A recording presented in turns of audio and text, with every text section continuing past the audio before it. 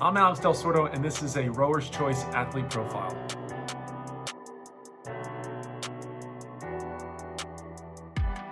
I'm Alex Del Sordo, and we're doing another athlete profile. Now, this guy's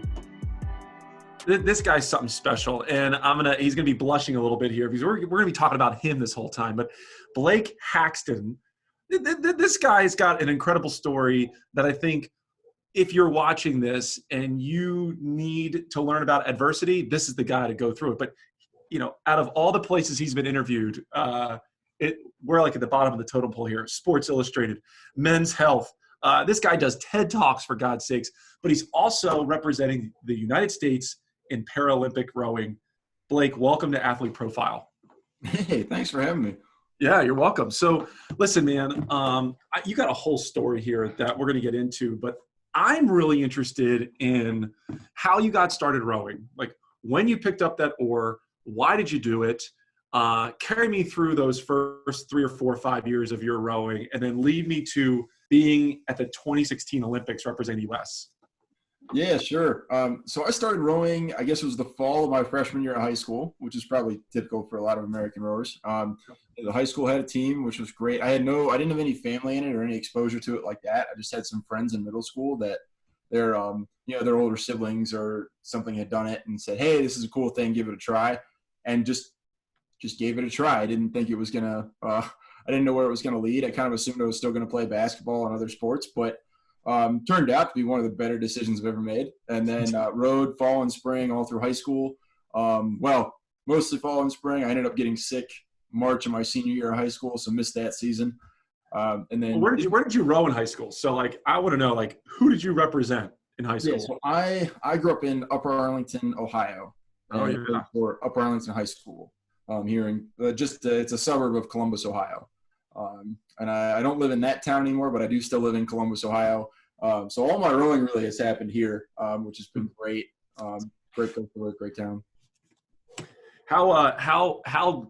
How good were you guys back? I'm assuming this is 2006, 2007 timeframe? Yeah, I think I started in 2005. So yeah, we were. The older we get, the better we were, right? So yeah. We were all right. We were a pretty small team, and so for a small Midwestern team, I think we probably punched above our weight. I like that. Yeah. Were you in 4s or 8s at that point? We rode both, actually. We spread ourselves a little bit thin. I think our best placement, we had a 4 get 5th at the Charles when I was a junior in high school, and that was one of our better. Were you in that boat? Were you in that boat? Yeah. Now, you would have medaled, I guess. They would have provided you a medal, right, for that? We did, yes. That's a serious thing. There's not many people that could say they've won a Charles medal. No, but I will say, in fairness, I'm so glad we're not racing today because I've seen the times and I've seen the things kids are doing on the course now, and it's just, it's night and day different. It's night and day different. I'm telling you, training back then to now, they're not the same. It's crazy how much faster everything's gotten. So anyway, that was great. We placed 3rd in the junior 8 at Scholastic Nationals that same year. So we had some good finishes, but our lightweight team was a lot better than our heavyweight team. Now, what was your 2K back in high school? PR was a 6:23. You got some juice, buddy boy. That's fast for, I would assume, a junior or senior in high school, right? Well, it was at the time. Not anymore.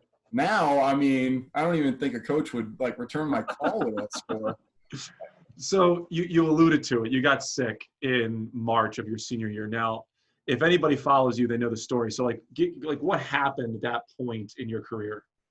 Yeah, sure. So, I won't go into the whole story, but the outcome of the infection I got was the amputation of my entire left leg and most of my right leg.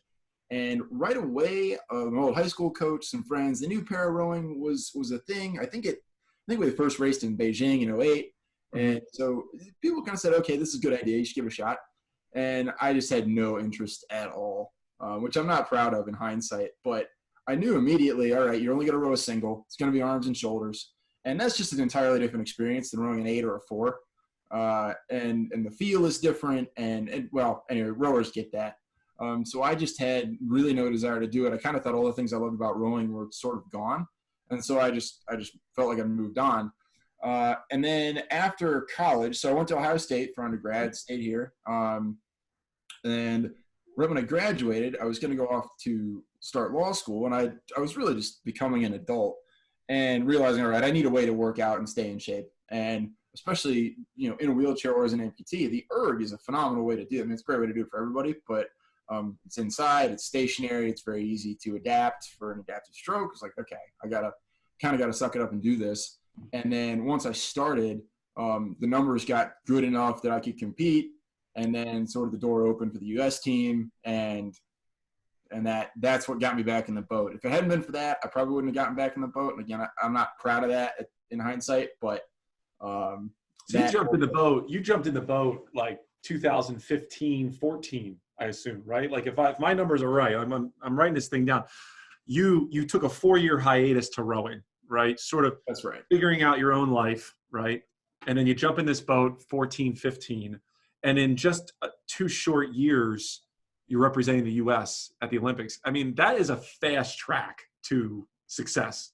I mean, that's speedy to me. Like, how much rowing were you doing? Like, how? Because you were also going to law school, right? It's like, how are you balancing all of that at that time?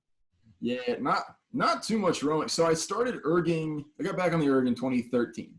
Okay. And I had a full year of pretty intense erging before I got back in the boat. I mean, I think, we were still racing 1K at that point. I think my 1K improved from like 4:45 to like 3:59 in that 12 months. In just arms and shoulders. Yeah. Dude, are you like guns, like massive guns? Like that's nuts, dude. Yeah. That is nuts. It's such a different – that's the other thing. I think it's actually a little easier to get up to speed in arms and shoulders because I think the adaptation happens a little quicker. Yeah, okay. I can't support that with any actual evidence, but I think that's probably the case. And then the other thing is once you – like the transition from the erg to the boat in para, especially in arms and shoulders, is really easy. Well, I shouldn't say easy, but it's very direct. Like the erg does kind of float. You've got this – it's a really wide single to begin with. You've got the pontoons out there. There's no sliding seat, so you don't have to deal with all – there's a whole bunch of motion that's not going to happen. So if you can figure out your blade work, your catches and finishes, then your erg score translates pretty well into moving the boat. So the learning curve is not as steep as, I'm sure we're all thinking – like I think back to like, novice year of high school. I don't know. Right? I mean, it took 2 or 3 years before you figured out how to put the oar in the water, right? I mean, that's just par for the course. It's a much more accelerated development in para. And then when you're getting into that sub 4 minute 1,000, you've got to be at that point internationally known, right? There can't be that many men in our sport of rowing to say that they can do that with arms and shoulders. Like, did you know that at that point? I didn't know exactly. So the U.S., I forget what it is. The tier 1 like trials cutoff is 4:20, or it was. I don't know what it is now for 2K, but so I knew I was under the standard, and a quick review of erg scores and things. Like I didn't think anyone was around that within say like 10 or 15 seconds. So kind of thought I had a shot. Then I signed up for Crash Bees and went and actually figured it out, and that was where the guy running the U.S. para team said, "Hey, you're under our standard. You're the fastest erg we have, so you got to give this a shot." It's amazing. So you have an easy transition in the boat. You spent 4 years rowing in high school, so you knew how the boat moves. You know how competitions go. Walk me through day one at the Olympics. Like I can't fathom being an Olympian at that stage. Like, what was day one like for you? Yeah, it really was surreal. Especially part of just being with the team is sort of surreal to begin with. Because, I train on my own, row a single. My coach even lives in San Diego. So a lot of my, oh, wow. Yeah. So a lot of my, I do a lot on my own, which is great. Works well with my job, works well for me. But the whole environment kind of hits you all at once. And especially being in Rio where the rowing course was with like Christ the Redeemer is on this ridiculous mountain right in front of you at the start line. I mean, I think at least once a day, my coach and I were like, "Can you believe this? This is actually happening." I mean, no, I'm just thinking if you're in Upper Arlington, Ohio, 7 years ago, right? And now you're representing, like, if you back then would have said, somebody would have said to you, Blake, in 2016, you're going to be in Rio, you're like, you're an idiot. I don't want to hear that. Like, it's crazy. I'd be like, that is so stupid. I'm going to go out of my way to prove you wrong. I know. Yes. Which is not a great attitude to have, but still, like, give me a break, right? Now, with para rowing, what I'm learning doing this tournament that you're competing in, there is so little known about para rowing, and it's a bit frustrating. What would you say are some things that people should be aware of with para rowing? I would say I think every athlete's different, and that's that's true in able-bodied rowing as well, I guess, but it's so much more true in para rowing. Every disability is different. What you can use and can't use is different. So there's no. I hesitate to say this as a rower because I am pretty convinced there is a right way to take a stroke, but in para there are a number of ways to skin the cat, and just being a little more flexible on exactly how you're going to do things, exactly how you account for your deficits to move the boat the best. There's a lot more trial and error than I think rowing coaches are used to. Even the discussions I have with coaches that'll see my stroke or try give advice or things like that, you can tell they haven't gone through that like iterative process of, all right, well, we've tried everything else, this is kind of what we've landed on. So that's probably the most misunderstood thing. I shouldn't say misunderstood, but unexpected thing. And then just the how much of a difference which disability you have makes in your placement. I think all para sports are sort of held captive to that to some extent. I mean, you've probably come across the infamous classification process. Oh, yeah, we learned all about that. Yeah. Oh, yeah. Yeah, that's a fun one. I do sort of feel for the people that write the rules and set the classifications because it's very hard to – you're damned if you do, damned if you don't a little bit. There's always going to be somebody on the bubble that says they got unfairly treated. There's always going to be somebody that says they could perform better in a different group. So it is what it is. I have a little bit of a view on rowing where we have so much equipment that it can be adjusted to sort of level the playing field, which I think is a real strength of rowing actually. Like, if I threw you in on the erg and just had you keep your feet out of the shoes and strap your chest in, that's a fair fight between you and me. Like there's nothing, there's no unfair advantage you would have. Yeah. Now, if we strap your feet in and, even without a sliding seat, if we strap you in and lock you down, that's probably 5 or 10% right there. So let me ask you this, and I don't know how to ask this question. So I'll take it in the most easily offended way possible. Yeah, no, it's not even offending. Like, I feel uncomfortable calling you a para-Olympian. I just want to call you an Olympian. I don't want to call you a para rower. I want to call you a rower, right? Because you're doing the same thing that I'm doing. Do you get uncomfortable, or do para athletes get uncomfortable having that declaration? I don't. Well, no, I mean, in some ways I do. So I always say Paralympian, and it's tough because we're in the, I do think even since I started rowing, the term Paralympian is becoming much more understood. Okay. So I think there's a whole genesis of this, is what I've come to learn, is that I think maybe in like the 90s and 2000s, sort of, that Paralympian usually got lumped in with Special Olympian. Yes, that's a very, yes. Right, which is probably behind a little bit of why you're kind of uncomfortable. And you're certainly not the first person that's like, hey, how do I identify this? What's the reason of that?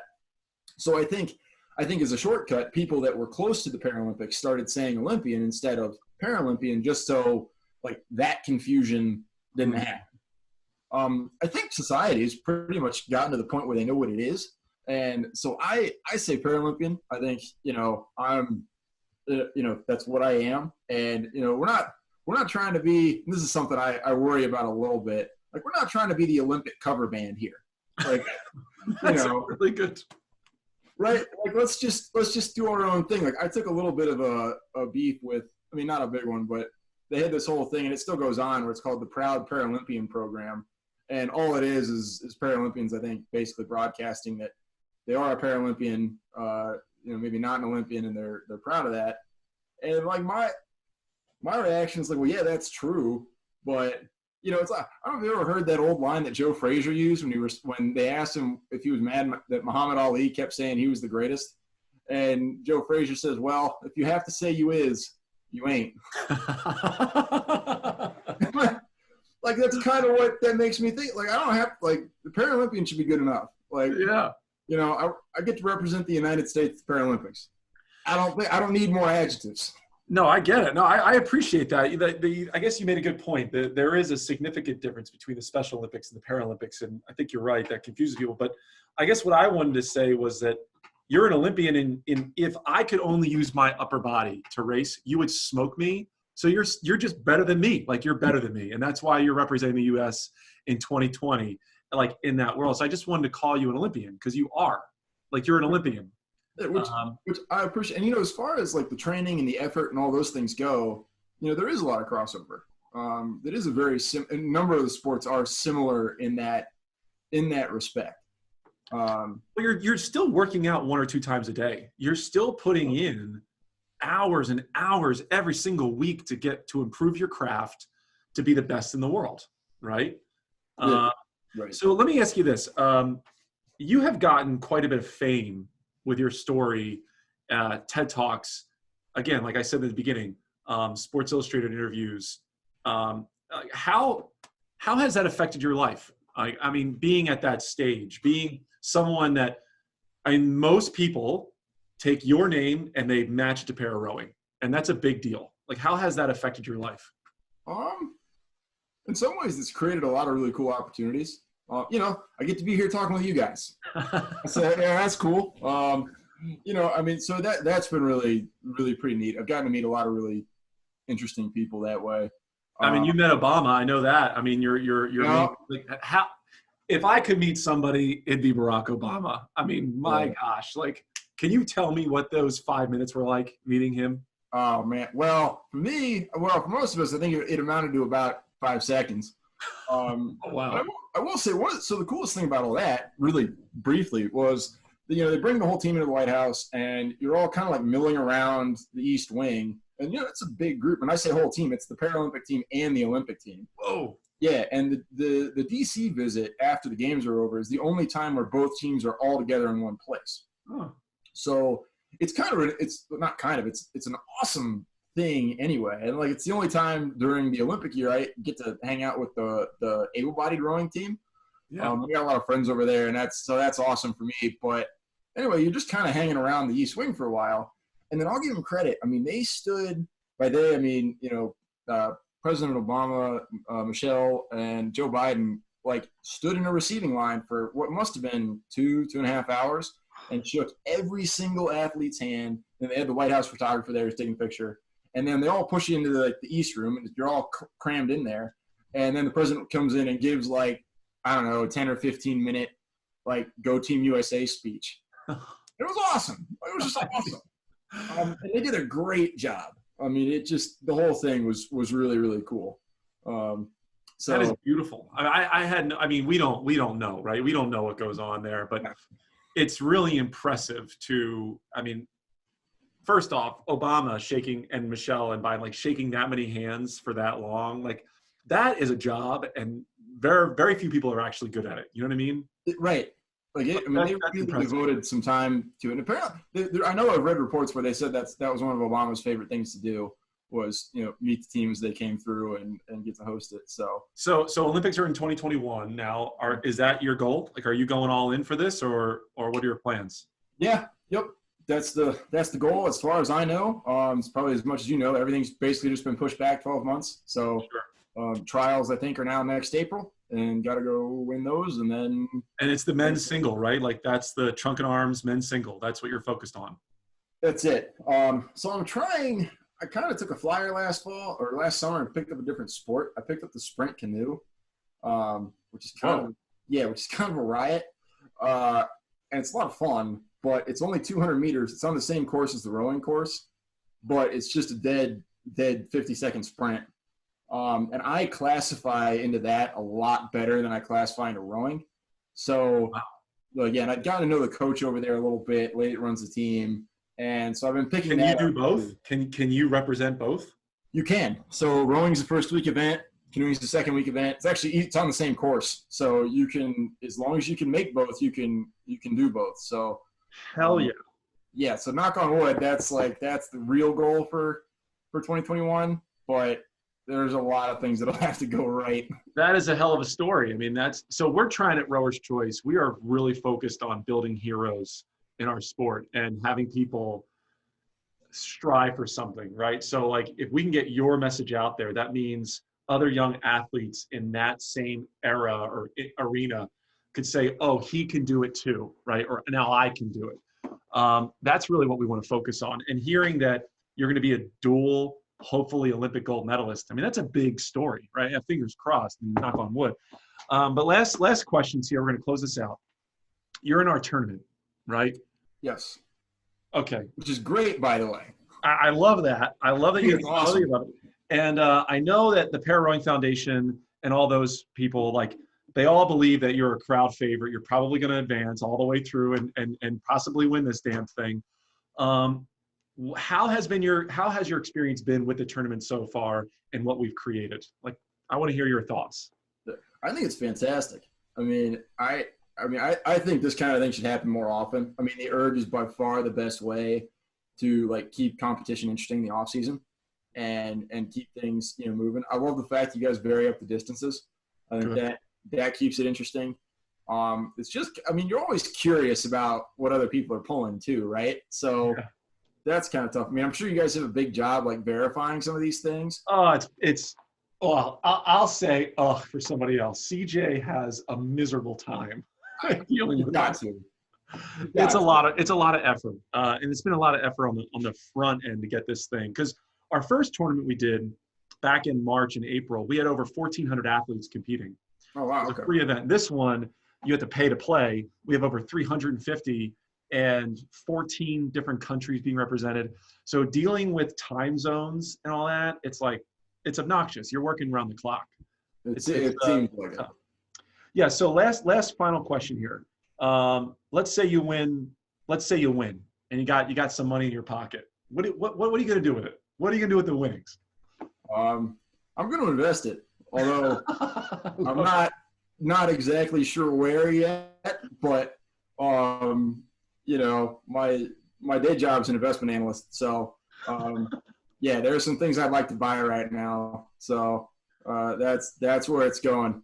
I love it, investment analyst. We've had people say they want to buy a rabbit, like a giant rabbit. Yeah, no kidding. It's called a continental rabbit. It's as big as a dog. We've had someone say they're going to donate it. We had others say like they're going to buy a new erg or a seat or something for their erg. Yours, investing. I love it. Simple, easy. Blake, we've had a lot of fun here. I hope you enjoyed this interview. Awesome. So that's it for us here at Rower's Choice and another athlete profile. Thanks for watching.